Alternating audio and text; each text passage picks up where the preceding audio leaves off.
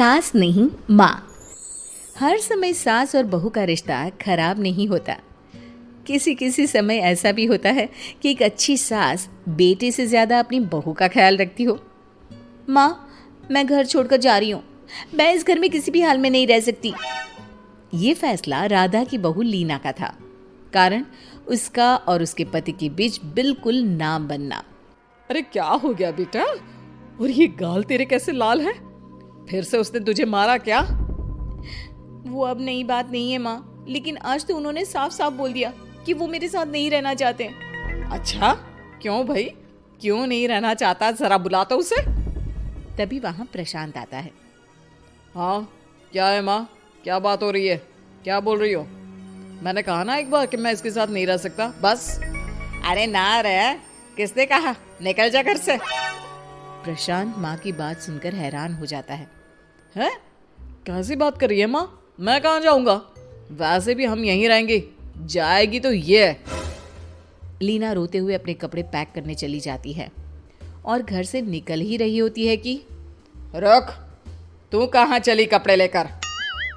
कैसी बात कर रही है माँ जी? वो साफ साफ तो बोल रहे हैं कि मेरे साथ नहीं रहना चाहते, तो क्या करूँ मैं? हाँ, तो उसे ना रहना है तो ना रहे, जाए यहाँ से। तू भूल गई बहू, घर मेरे नाम का है, तेरे पति के नाम का नहीं। तो निकलेगा ये, तू नहीं। कैसी बात कर रही है माँ? मैं बेटा हूं तेरा, ये जाएगी घर से बाहर। ना ना बेटा, तूने मेरे लिए किया ही क्या है? अरे सारा दिन ये बहू है जो मेरा ख्याल रखती है, ये कमाती है और सारा खाना भी बनाती है, एक एक पैसा घर पर देती है। अरे मेरी कौन सी दवा है कौन सी नहीं, ये भी इसी को पता है। तुझे पता है क्या? तेरी दवा? तुझे क्या हो गया माँ? सही तो है तू? नहीं, माँ को बीपी और शुगर की प्रॉब्लम है। मैं आपको व्हाट्सएप कर देती हूँ, जो जो दवाई माँ लेती है बता देती हूँ। हाँ ठीक है, माँ की दवा रखने वाली, जा निकल घर से। सास को बेटे पर गुस्सा आ रहा था। अरे क्यों बोल रहा है बार बार चली जा चली जा? मैं इसे कहीं नहीं जाने दूंगी, यही तो मेरे लिए बुढ़ापे का सहारा है। बेटे को माँ पर गुस्सा आता है। वो घर छोड़कर जाने लगता है कि उसकी बीवी उसे रोक लेती है। देखिए, मेरे कारण आप अपना घर ना छोड़ें, मैं दूसरे कमरे में शिफ्ट हो जाती हूँ। सोचिएगा कि मैं इस घर में हूँ ही नहीं। वैसे भी माँ का ख्याल रखने के लिए आपको किसी ना किसी को तो रखना पड़ेगा ना। लड़का मान जाता है और बीवी के साथ रहने को हामी भर देता है। अब क्या, जब वो सुबह सोकर उठता, उसकी बीवी उसके लिए चाय बना कर रख देती, ऑफिस के लिए टिफिन और कपड़े साफ कर कर अलमारी में रखना। अरे क्यों काम करती है उसके? वो तो तुझसे बात भी नहीं करता। ना करे माँ जी, मैं ये मानती हूँ कि जो मेरा कर्तव्य है वो मुझे पूरा करना है, फिर चाहे जो हो जाए। माँ जी, आप उन्हें कभी मत बताना कि ये काम मैं करती हूँ। बहू अपने कर्तव्य अच्छे से पूरे करती और सास पति का ख्याल भी रखती। वो घर का काम और साथ ही दफ्तर का काम भी पूरा करती। लेकिन फिर एक दिन, तू पति के सामने आती क्यों नहीं?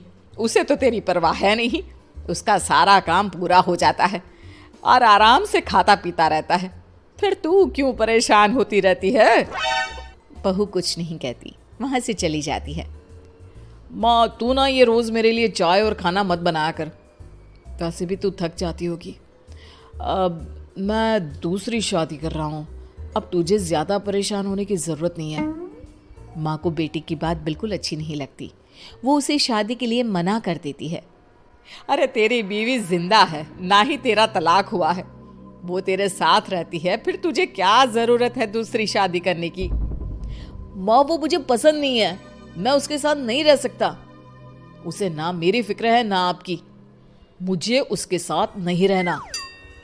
बहू के कहने के कारण माँ बेटे से कुछ नहीं कह पाती। वो शांति रहती है, लेकिन फिर भी वो बेटे और बहू के बीच के झगड़े को समझने की कोशिश करती है।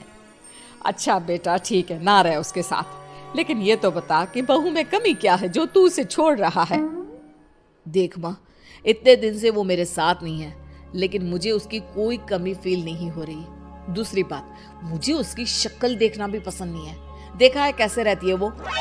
अब सास को माजरा समझ में आ जाता है कि जरूर बेटे को दूसरी लड़कियां पसंद आ रही होंगी, तभी वो ऐसा कर रहा है। बेटे के जाने के बाद वो बहू को बुलाती है।